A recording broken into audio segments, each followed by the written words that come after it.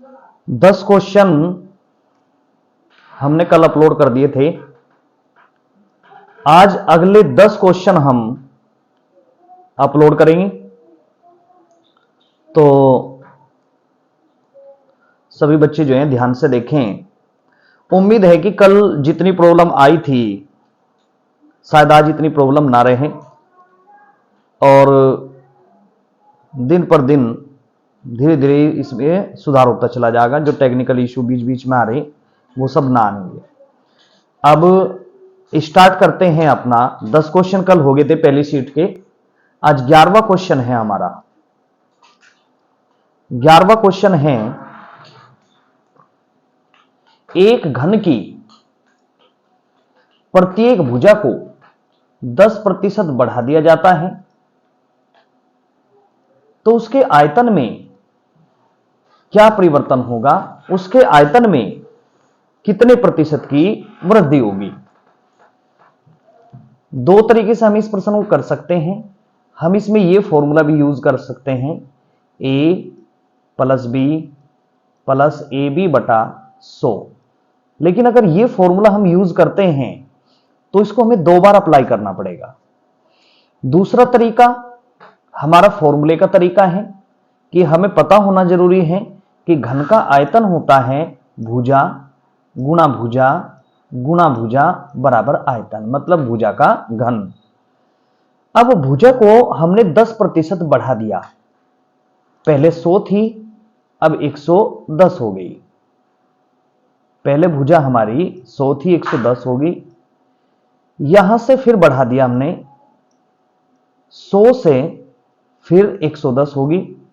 तीसरी भुजा में भी हमने यही परिवर्तन कर दिया, 100 से 110 हो गई। अब उसने पूछा कि आयतन में बताओ, आयतन में क्या परिवर्तन होगा। मान लो आयतन पहले 100 था और वो आयतन अब x हो गया।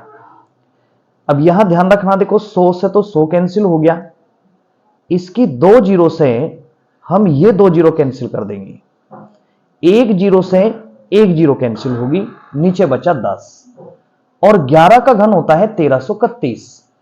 इसका मतलब x बराबर 1331 को 10 से डिवाइड करेंगे तो हमें मिलेगा 133.1। और इसकी कंपेयर हम यहां से करते हैं कि जो आयतन हमारा पहले 100 था वो अब 133.1 हो गया। तो चेक करना कि ये 100 से बढ़ के आया या 100 से घटा के आया। तो ये 100 से बढ़ के आ गया। इसका मतलब ये है कि उसके आयतन में 33.1% की वृद्धि होगी। ये हमारा 11वां क्वेश्चन था। स्टार्ट करते हैं क्वेश्चन नंबर 12। क्वेश्चन नंबर 12 शुरू करते हैं। क्वेश्चन नंबर 12 हमारा है, एक परीक्षा में एक छात्र को 30% अंक लेने थे, 30% अंक प्राप्त होते हैं और वह 25 अंकों से असफल हो जाता है, मतलब 25 अंकों से वो फेल हो जाता है। उसी परीक्षा में दूसरे छात्र को 40% अंक प्राप्त होते हैं और उसे उत्तीर्णांक से 25% अंक अधिक मिलते हैं। तो परीक्षा में अधिकतम उत्तीर्णांक क्या होंगे। तो यहां से स्टार्ट करते हैं। जो पहला छात्र था,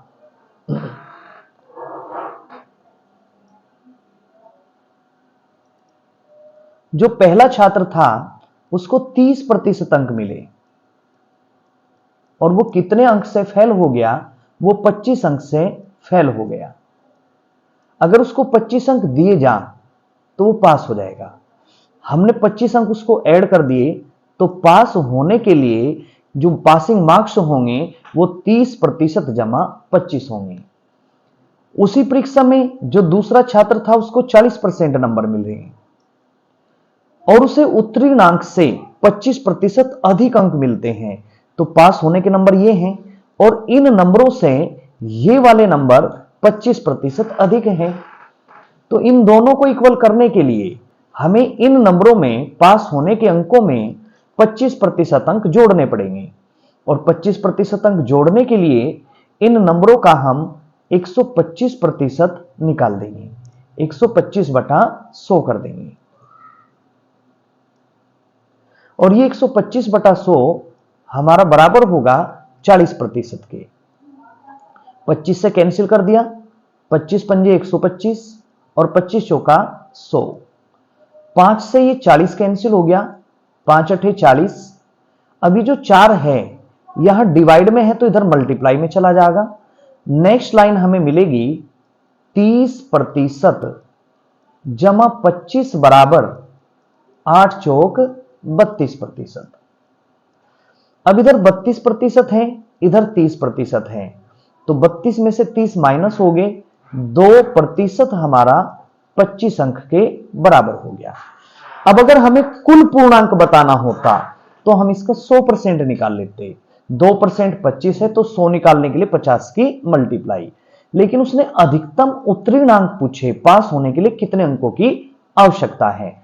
अब जब 2% 25 के इक्वल है तो पास होने के लिए तो 30% प्लस 25 चाहिए, तो 30% की वैल्यू निकाल लेंगे।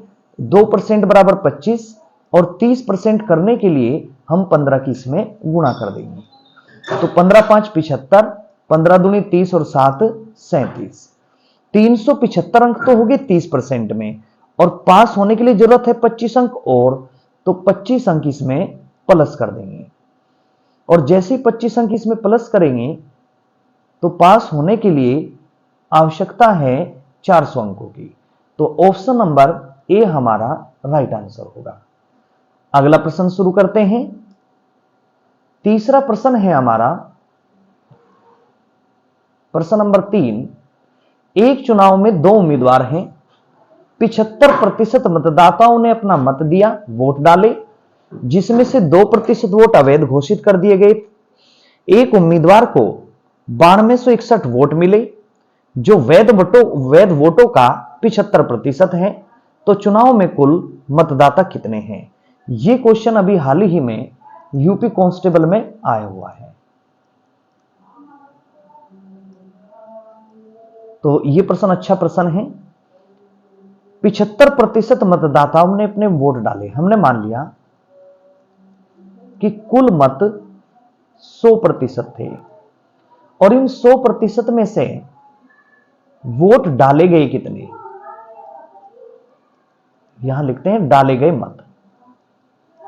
डाले गए वोट हो गए 75%। ये 75% मत डाले गए। अवैध कितने हैं इनमें? डाले गए मतों का 2% वोट अवैध घोषित कर दिए गए।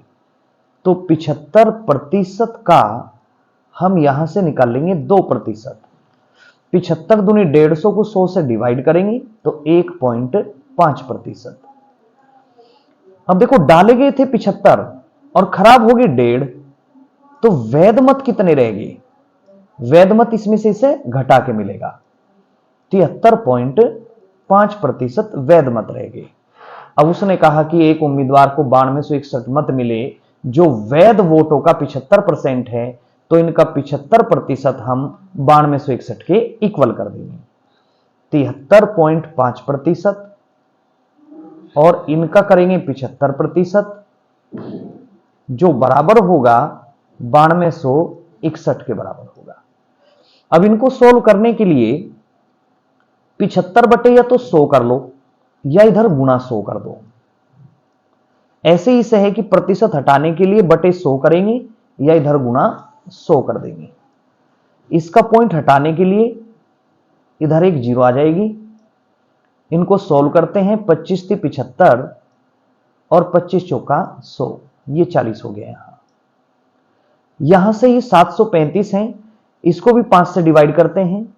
5 ही कम 5, 2 बचे, 5 चौक 20, 3 बचे, 5 सते 35 और 5 से इसको कैंसिल कर दिया, 5 अठे 40।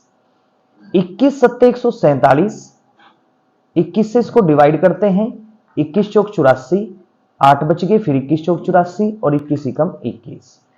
7 की 3 से मल्टीप्लाई 21 होगी और 21 से 441 21 बार कैंसिल होगा। 21 की गुणा 8 में करेंगे, 21 अट्ठे 168 और 2 जीरो लगा देंगे।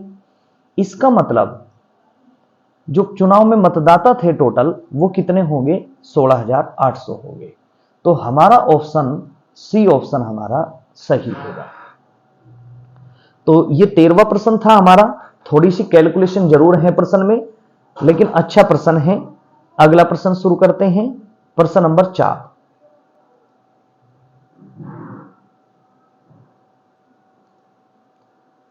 चौथा प्रश्न है, एक व्यक्ति अपनी मासिक आय का 40% भोजन पर, शेष वेतन का 1/3 यातायात पर खर्च करता है।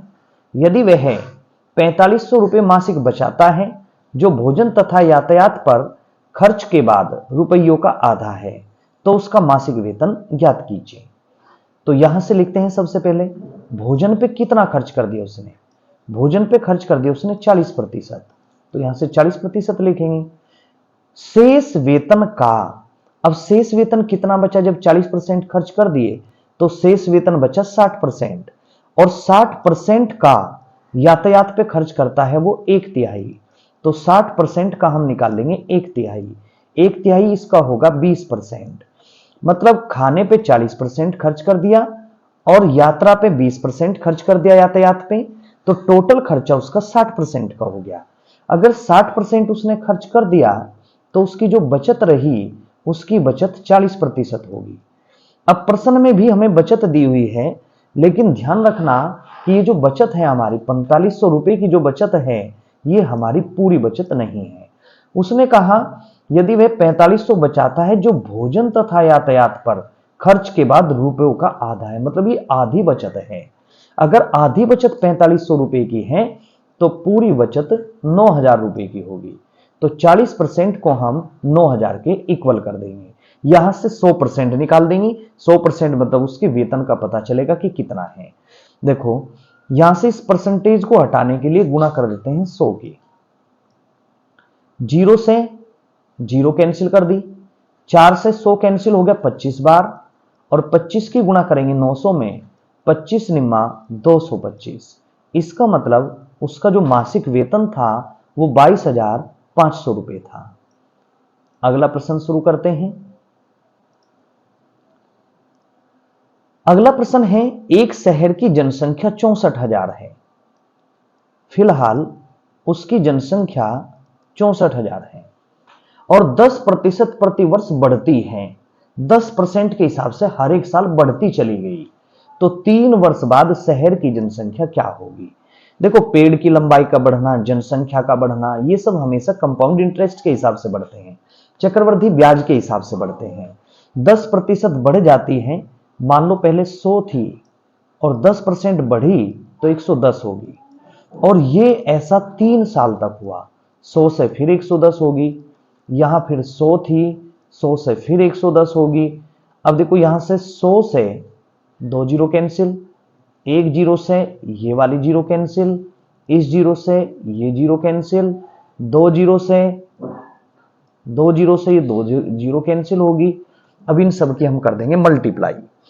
अब देखो हमेशा कभी कभी हो जाता है कि इकाई के अंक से भी हमें आंसर मिल जाता है। 4 की गुणा आप 1 में करो, 4 एकम 4, 4 एकम 4, 4 एकम 4, तो इकाई का अंक हमें मिला 4, और इकाई का अंक 4 केवल एक ही ऑप्शन में है, तो ऑप्शन नंबर बी हमारा राइट आंसर होगा। अच्छा अगर मान लो कोई एक आध ऑप्शन और होता जिसमें इकाई का अंक 4 होता, तो फिर हम इन सब की क्या करते? मल्टीप्लाई। तो ये 15वां क्वेश्चन हो गया हमारा। आगे चलते हैं अगले प्रश्न को। अगला प्रश्न है हमारा, 1 लीटर के एल्कोहल तथा पानी के मिश्रण में 30% पानी है, तो मिश्रण में कितना एल्कोहल मिलाया जाए कि मिश्रण में 15% पानी हो जाए? देखो इन मिश्रण वाले प्रश्नों में देखो हमेशा ध्यान रखना है आपको, परिवर्तन किस में कर दिया? एल्कोहल में। अगर एल्कोहल में परिवर्तन कर दिया तो दोनों साइड में एल्कोहल की क्वांटिटी में चेंज होगा, लेकिन एक दूसरी जो चीज है पानी, वो हमने चेंज नहीं करा, तो उसकी क्वांटिटी पहले मिश्रण में भी सेम रहेगी और उसकी क्वांटिटी दूसरे मिश्रण में भी सेम रहेगी, भले ही परसेंटेज अलग अलग हो। तो देखते हैं, देखो एक और ध्यान रखो कि आंसर हमें मिलीलीटर में देना है, तो 1 लीटर के हम मिलीलीटर बना लेंगे। 1 लीटर में होते हैं 1000 मिलीलीटर, मतलब पहला जो मिश्रण था वो 1000 ml था। अब ये जो 1000 ml मिश्रण था, इसमें क्या मिलाना है? एल्कोहल मिलाना है। तो 1000 में हमने एल्कोहल मिला दिया। ये पहले का मिश्रण हो गया और ये एल्कोहल मिलाने के बाद का। और ध्यान ये रखना कि हमने एल्कोहल में बदलाव कर दिया, तो परसेंटेज हम पानी की रखेंगे, क्योंकि क्वांटिटी पानी की इक्वल रहेगी दोनों साइड में। यहां से 30% पानी है, गुणा करेंगे 30। लास्ट में पानी कितना है? 15% है, यहां करेंगे 15%। तो प्रतिशत से प्रतिशत कैंसिल हो गया, 15 ही कम 15 और 15 दूनी 30। तो ये 2000 हो गया और ये हो गया 1000 प्लस ए। ये 1000 प्लस का है, उधर जाके माइनस का हो गया। तो कितना एल्कोहल इसमें बढ़ाया गया? इसमें 1000 ml एल्कोहल बढ़ा दिया गया। तो पहला ऑप्शन हमारा सही होगा। आगे चलते हैं। अगला प्रश्न है हमारा,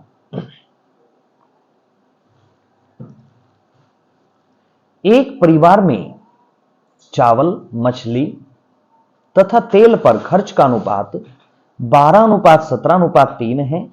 इन वस्तुओं के मूल्य क्रम से 20%, 30% तथा 50% बढ़ गए तो इन वस्तुओं पर होने वाले खर्चों में कितने प्रतिशत की वृद्धि हो जाएगी?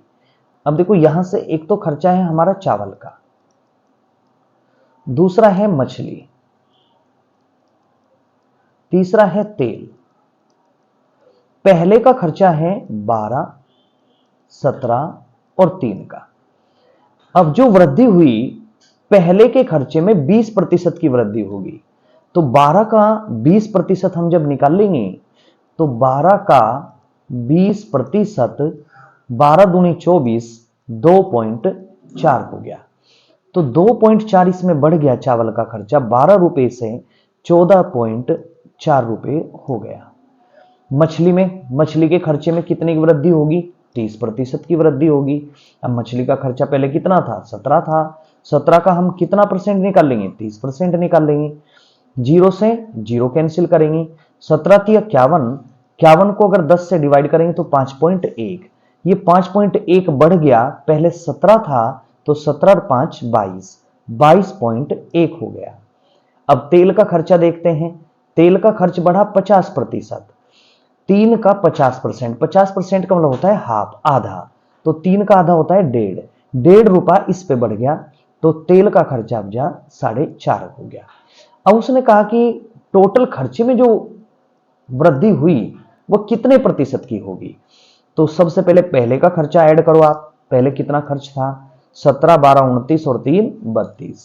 पहले 32 रुपए का खर्च था। अब का खर्चा ऐड करो। 4 और 1 5 और 5 10, पॉइंट के बाद में 10 हासिल 1, 14, 22, 36, 4 40 और 1 41। तो 32 रुपए से बढ़ के 41 रुपए खर्चा हो गया। कितने रुपए खर्चे के बढ़े? 9 रुपए। और ये 9 रुपए किस पे बढ़े? 32 पे, क्योंकि पहले तो 32 ही था। गुणा करेंगे 100 की। 4 से कैंसिल हो गया, 4 8 32, 4 से कैंसिल हो गया 25 बार, 25 निम्मा 225 और डिवाइड करेंगे 8 से। इसको सही में लिखते हैं। 8 दूनी 16, बच गए 6, 8 8 64, 1 बच गया, 28 सही 1/8%। तो सी ऑप्शन हमारा राइट आंसर होगा। अगला प्रश्न देखते हैं। किसी को अगर क्वेश्चन समझ में नहीं आता तो दोबारा से चेक करके देखें। फिर भी अगर कोई प्रॉब्लम होगी तो सेंटर पे जब आते हो आप पूछ लेंगे। किसी भी क्वेश्चन में अगर कोई प्रॉब्लम रही, फिर भी एक व्यक्ति अपनी आय का 75% खर्च करता है। उसकी आय में 20% की वृद्धि हो गई। वह अपने खर्च में 15% की वृद्धि कर देता है। उसकी बचत में कितने प्रतिशत की वृद्धि होगी? इस क्वेश्चन को करने के दो मेथड हैं। एक तो इसका बेसिक मेथड होगा, बेसिक मेथड से कर सकते हैं, लेकिन उसमें थोड़ा सा एक तो टाइम ज्यादा लगेगा, कैलकुलेशन ज्यादा होगी। तो हम इस टाइप से करेंगे, कैलकुलेशन कम लगे, कम करने पड़ेगी। तो उसके लिए क्या करेंगे, हम इसे एलिगेशन के मेथड से करेंगे। क्वेश्चन को एक साइड में हम लिखेंगे खर्चा और दूसरी साइड में हम लिखेंगे बचत। और ध्यान देंगे कि उसने 75% खर्च कर दिया। अगर उसने 75% खर्च करा होगा तो उसने बचाया कितना होगा, 25% बचाया होगा। तो 25 से इसको कैंसिल करते हैं, 25 थी 75 और 25 ही कम 25, तो खर्च और बचत का अनुपात 3:1 हो गया। अब प्रश्न पे चलते हैं। यदि उसकी आय में 20% की वृद्धि हो गई, आय हमेशा बीच में रखेंगे क्योंकि टोटल का मान हमेशा एलिगेशन में बीच में रखा जाता है। आय में 20% की वृद्धि होगी, उसने अपने खर्चे में 15% की वृद्धि कर ली, खर्चे में होगी 15% की वृद्धि। तो जब आप एलिगेशन करोगे तो 20 में से 15 गए, यहां बचेंगे 5, और ये 5 इस 1 का कितने गुना है, इस अनुपात का कितने गुना है, 5 गुना है।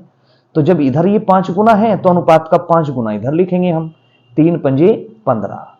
और यहां से चेक करना बचत के बारे में, तो यहां पे अब बीच वाली संख्या पे ध्यान दो, आप इस 20 पे ध्यान देना।